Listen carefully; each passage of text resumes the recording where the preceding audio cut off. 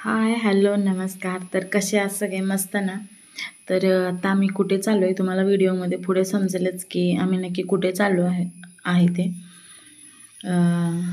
तर बघू शकताय तुम्ही व्हिडिओ दिसतंय तसं आम्ही एका शिलाईच्या दुकानात आलेलो होतो. तर इथे गर्दी होती त्यामुळे जास्त काही व्हिडिओ शूटिंग झालं नाही. तर नक्की व्हिडिओ कशाबद्दल आहे ते पुढे समजेलच. हॅलो, नमस्कार मंडळी. तर कशा आहात सगळे? मस्त ना? तर आत्ता आम्ही एका शिलाई मशीनच्या दुकानात गेलो होतो, तुम्ही बघितलंच असेल. तर आम्ही शिलाई मशीन घ्यायचा विचार करतो आहे, पण आम्हाला म्हणजे छोटी नाही घ्यायची. आता घेतली तरी मोठीच घेणार. इन्व्हेस्ट करायचं तर एकदमच करायचा असा विचार करतो आहे.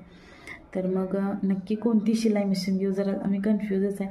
याच्या आधी पण आम्ही 4-5 दुकानामध्ये जाऊन आलो होतो, पण काही समजेनाच. कारण माझं असं मत होतं की उषाची घ्यायची, पण इथं केरळमध्ये उषा ही कंपनी अवेलेबलच नाही. तर माझ्याकडे आता 3च ऑप्शन आहेत, स्ट्रिंगर, ब्रदर आणि जॅक, असे 3च ऑप्शन आहेत.